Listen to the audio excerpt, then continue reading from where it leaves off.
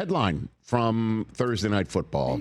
The highly anticipated kickoff to Week 16. First Thursday Night Football game to ever feature not one, but both teams having 11 or more wins between the Seahawks and the Rams. Highly anticipated for their Week 11 game.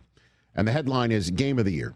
Hands down, your new clubhouse leader for National Football League 2025 Game of the Year. And you could even go back over the last few regular seasons and be hard-pressed to find anything with that on the line, all those stakes on the line. Winning a division, winning a conference, and your odds improve with a win and vastly decrease with a loss. Seeing an MVP candidate quarterback throw for over 400 yards. See both top receivers in the National Football League on the same field, one on each team, and Puka Nacua having a massive night with a spotlight on him for something other than football as well. Jackson Smith-Njigba getting bageled in the first half, coming on strong in the second half. And you also saw two defenses balling out, one more so than the other in the Rams over the first 3 quarters. And then in the fourth quarter, the Seattle Seahawks defense coming on strong, while Sam Darnold suddenly came back like the Undertaker off the mat, throwing a pick six, throwing a red zone interception, only to redeem himself. Cooper Kupp, the former Ram, fumbling inside the red zone when it looked like he might find the end zone, only to redeem himself in overtime with one of the most remarkable toe tap catches you can see. Cooper Kupp, like Sam Darnold, having a rough go of it until he did not. A game going into overtime. First team scores a touchdown. Second team scores a touchdown, says, screw it, let's go for 2. And they get the 2-point conversion, and the Seattle Seahawks emerge. And the Seattle Seahawks come back in a way that a Seattle Seahawks team never has, trailing by 16 points with less than 2 minutes to go in Week 16. It's the largest comeback win for Seattle since they trailed the Packers 16-0 in that famed 2014 NFC Championship game, in which they came back and won in overtime and then lost in that Super Bowl that Mike McDonald would love to take the Seattle Seahawks back to. I did say it's the first type of win in the history of the franchise. They've never, ever trailed by 15 or more points in the fourth quarter and came back to win. And that includes the playoffs, because the Seahawks trailed 16-0 before the fourth quarter started at one point in that game and began their comeback before the fourth quarter started.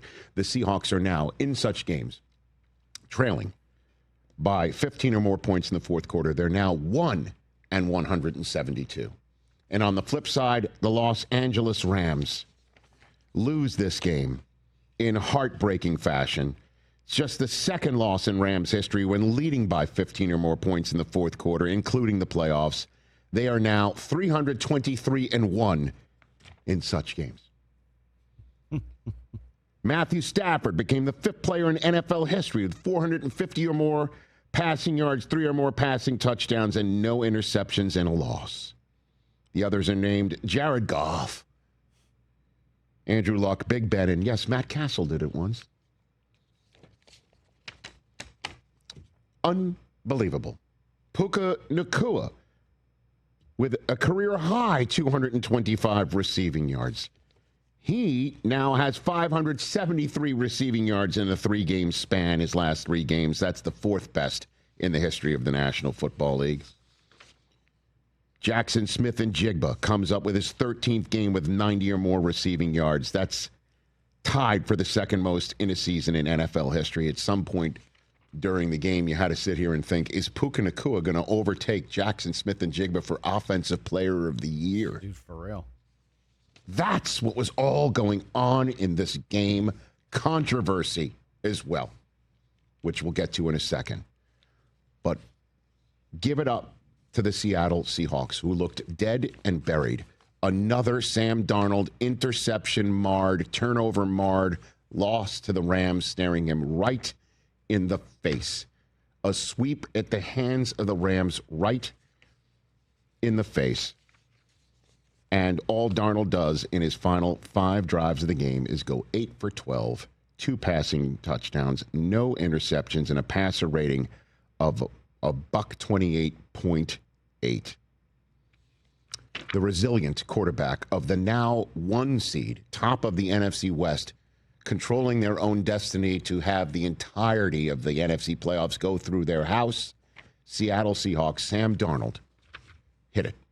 You know, I didn't think we played our best football. I certainly didn't play my best football. We got a lot of work to do there, but at the end of the day, we won. And, you know, that the team in that locker room, all the guys in that locker room, you know, we work so hard for moments like this. Obviously, you know, like I said, we got a lot of work to do, and we're going to continue to push and get better. But those guys in the locker room deserve a win like that. And my bad to Sam Darnold. He did not throw a pick six. Yeah, I was going to say he was tackled at the 1. I'm now aware of that because I recall it did wind up with a touchdown. It was practically a pick six. As someone who had the Seahawks defense, I was hoping. I know you. My apologies on being a little bit off on that, but it's fine. I don't think I'm off on anything else. There was a lot happening last night. It felt like Rich. a pick six. I mean, the freezing cold takes of Sam Darnold last night were voluminous. And I did, in fact, see some folks leave Lumen Field early as well. I saw some of those videos. They missed game of the year, They got called maybe out. game of their lifetimes, because the 2-point conversion, Mike McDonald is going to join us again in hour number 3 of this program. He goes for the 2-point conversion because the tie wouldn't have done him any good. Right, because they had lost earlier to them. Because they would have, a tie to the Rams would have given the tie break overall to the Rams because the Rams won in week 11. Yep. So going for it and putting it all on the line, I thought was a really terrific move. I'm not just saying that because he said yes to coming on the show in hour 3, but you have to, with 3 minutes to go in overtime, are you going to get the ball back? No, this is it. 1 2-point play. And Darnold finds Greg Saubert, okay? What a story. Eric Saubert, pardon me. Eric Saubert. He finds Eric Saubert in the end zone for the 2-point play. And this guy, wait till you hear the stats on him.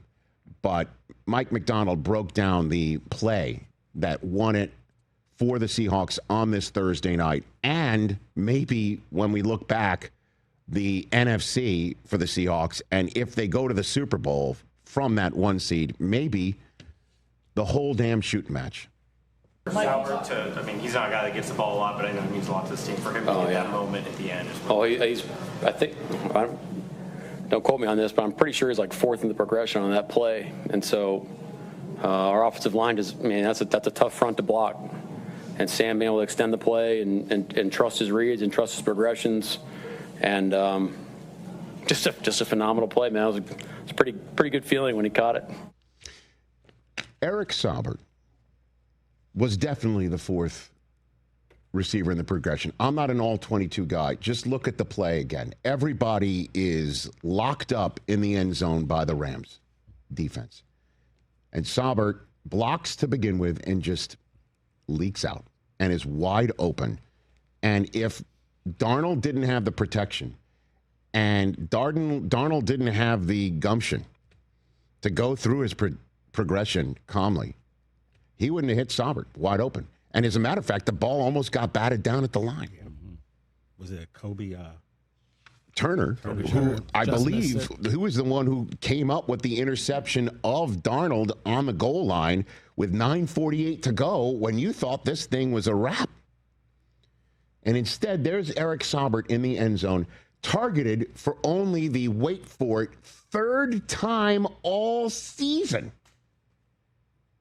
Only his 3rd catch all season. That's it. And is the man who catches